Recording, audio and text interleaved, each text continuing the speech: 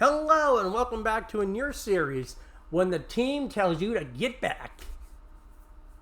So we have Turpitz, Mogami, Wichita, Maines, Benson, and Ognivoy. So very decent, team. Very decent team. And I'm in Mogami using my 155s. Now, this is a complete... stock Mogami. I think. Pretty sure it is. I think I only have like a few modules on here. Try not to lose a single ship and save our base structure from destruction. The reconnaissance data suggests the But I just love it when the team tells you to get back in games. I really do love that. They tell you to get back, and then they are like, then you outdo them in every category. Now you all know I prefer the 155s. I've always said the 155s work the best. Volron runs the 155s. I actually use the 155s in randoms when I ground the ship. And I still stick by the 155s. The 210s work great, but I'd rather have quantity over quality.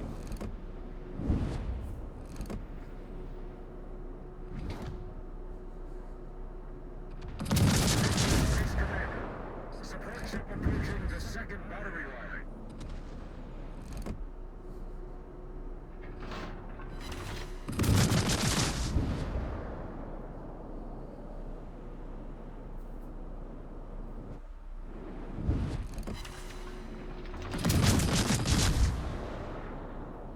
And Mogami is a pretty squishy ship. It has no more health than a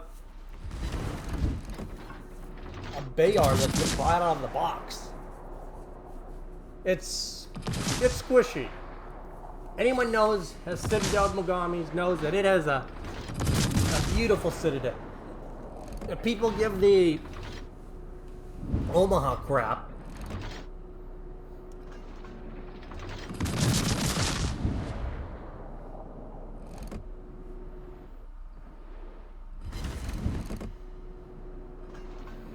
and you could possibly Citadel it, but I'd rather stick with the consistent HE damage, personally speaking.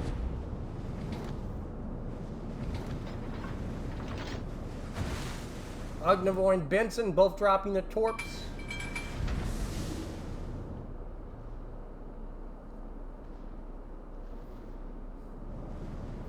Now I already know that it's going to be the 1 line, then the 5 line, and then the 10 line for the reinforcements. So it's going to be a pretty easy spawn prediction. Second attack launched. But at that point, you would think a lot of players would know where the enemy ship comes from, so they'd be ready. It still surprises me that a lot of players don't understand the spawns. This is Space Commander. Other ops I can understand, but Newport is just so easy to get. It's ridiculous.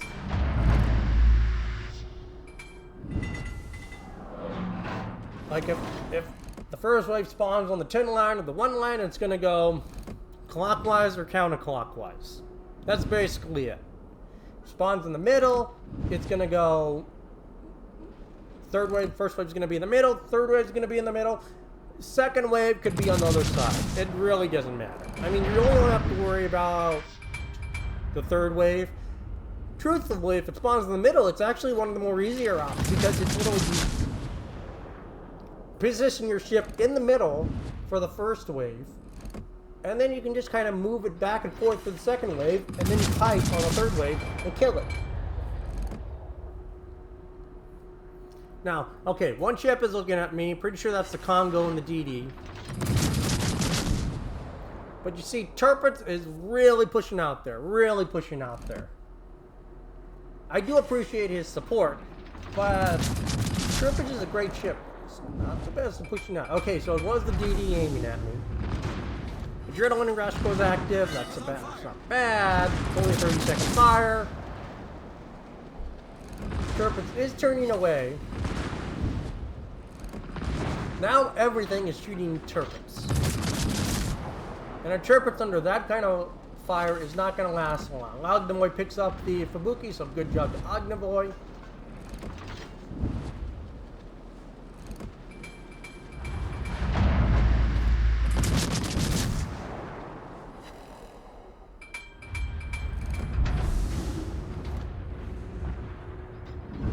Again, most players don't usually use priority target, but I like priority target for these instances because you know how I'm playing so aggressive, but you see how it goes from 1 to 0, 1 to 0, 1 to 0. It lets me know that I'm in still a really good spot. Once I see it jump to 2, if I know what's shooting, I already know what's looking at me. I know it's the Congo. So that's easy. I can angle against him and then shoot everything else. See? Yep, right there. Angle, boom, bounce a shell. I already know what's aiming at me. Now, for randoms, if you're going to use it in randoms, I would totally choose incoming fire over because it's just not worth 2 points in randoms. But in operations, it's such a good skill.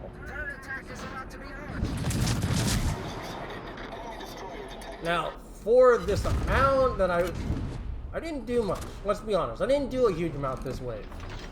Okay, now Baron is looking at me. That's a problem because he actually kind of hurts me more than Congo does. So that's an issue. Yep, there's the shells. That actually does hurt a bit.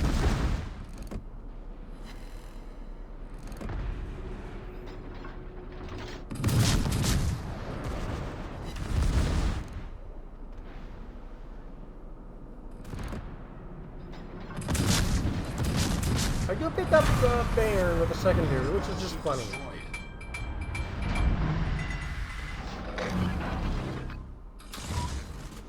Fighter airborne.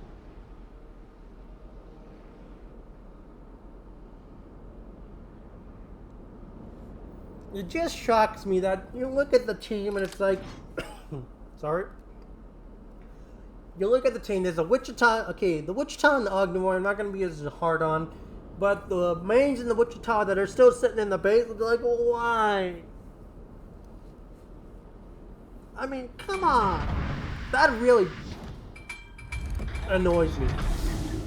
Because that's where you start worrying about people being able to play ops. And it does worry me if tier 9 ops come. It truly does worry me. Give or take, some of us, you know, the high-end players look at it as more damage for us, which is true. Just more carrying that we have to do. More damage, higher profit. For the ones that know the op, it's better for us because guess what? We get more money. Yeah, I'm only bouncing, I'm ricocheting, but it's still a broadside ship. Solid armor piercing. Okay, one's looking at me. Broadside Ayoba. And 3 citadels. Enemy destroyer sighted. The ship is on fire. Surprisingly didn't get that kill.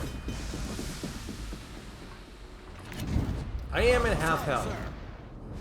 And that is an issue. But that also acts in my advantage because of my adrenaline rush. The trick is to do more damage than you're taking. And unfortunately right now we're taking more damage than we're getting. That was a bad drop, let's be honest. If I probably aimed it more and sooner, I probably could have had it. But you drop your torps and you might get something. Who knows? You never know anymore. Believe me, I played with Volrunk, I played with Cat, I played with a lot of players, and I've learned not to underestimate getting torp drops. You never know what you're gonna get. Shuriatsu does kill the Turpins. Where did the Turpins go down? I wasn't even paying attention to where Turpins. I think he was still in the middle.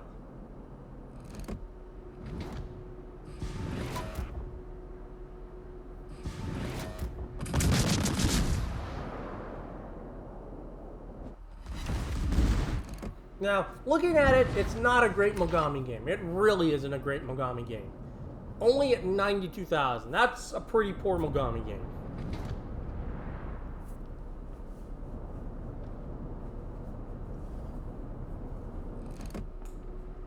So if I was to die right now, I would be very disappointed in myself.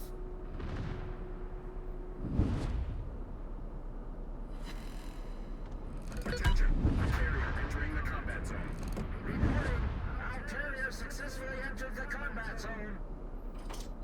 Another thing I would also recommend for new players, and this is something I've just started doing, I've never really thought about it till now, is that when you see the objective, do not enter Haven, and you see that countdown, keep an eye on that countdown when you're positioning yourself for these reinforcement cruisers. Because you want to time it to where you won't get focused not nearly as bad. They're chasing our aircraft carrier.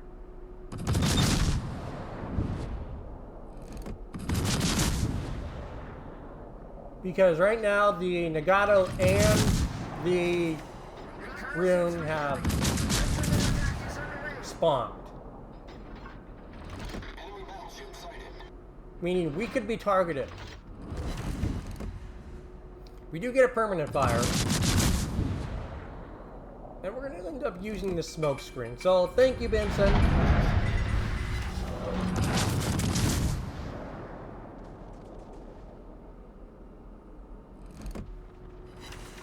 Now the double fire, we're just going to let the fires burn. We don't care if we get the kill. We do get the kill on the fire though. That's always nice.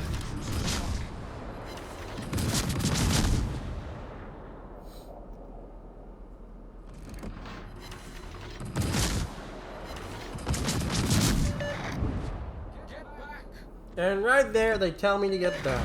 I gotta love that. That never ceases to, you know, make my day.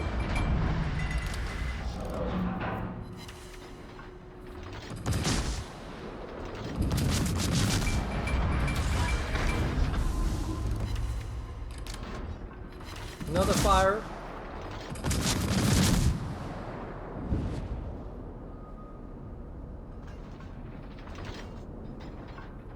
Now it's time to start because we're gonna lose our smoke screen soon. He is 12, but these are 10-kilometer torps. He's gonna drive straight into those. Okay, there's one looking at me. There's two. Nagato and Rin are both looking at me now. Okay. There's a fire. Peace. There's Nagato. And thankfully, they both missed me. There's another fire that's permanent. Now they stop shooting at me. Now I can just do what I do.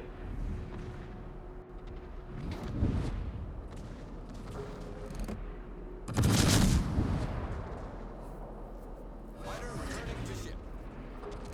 Enemy destroyer detected.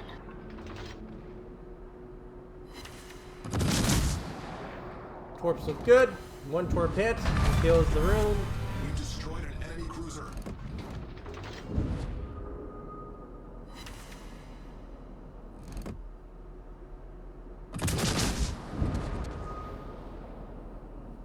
And then you see the classic Japanese turret traverse, super slow, so pre-plan all your maneuvers.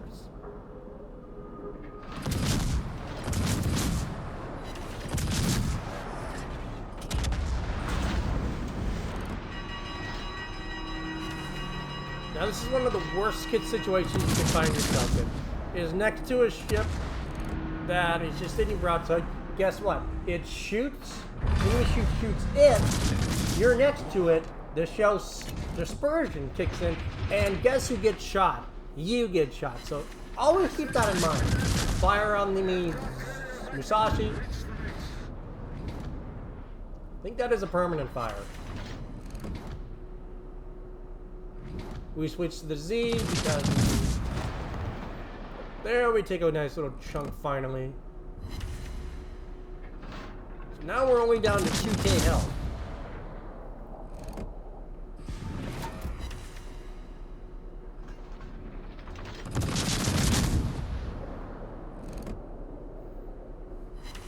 We pick up the Z. Enemy destroyer sunk. Musashi DCPs. Fortunately, none of our torps are going to hit, which is sad.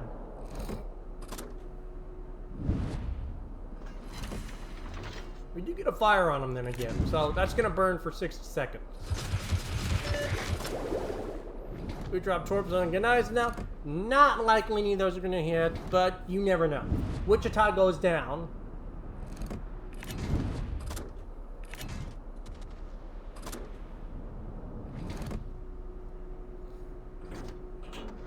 So now the guys now has a straight path straight into the port.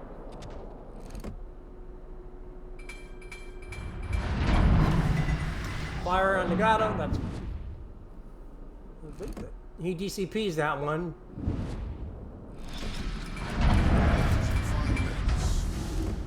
Fire is still going on the Musashi, so that's still ticking.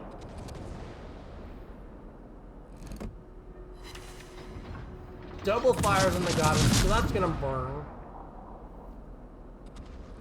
For 60 seconds.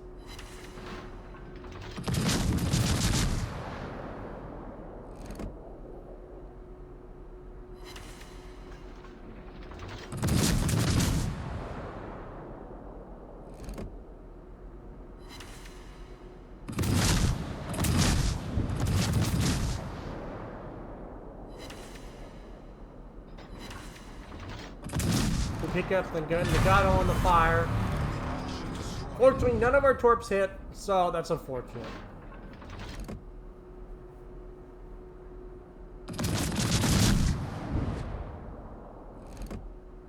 Ogdemoy drops torps. I think he's gonna get the kill on this one. We get a fire. That's permanent. That's gonna stick.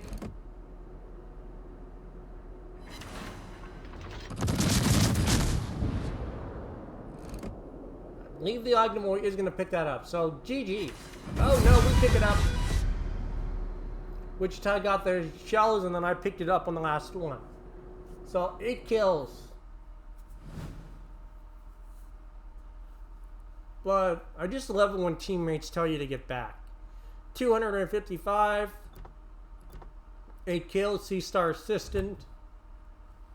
And, well... we're at the top. I just love it when people tell you to get back. And then you outperform everybody. You just gotta love it.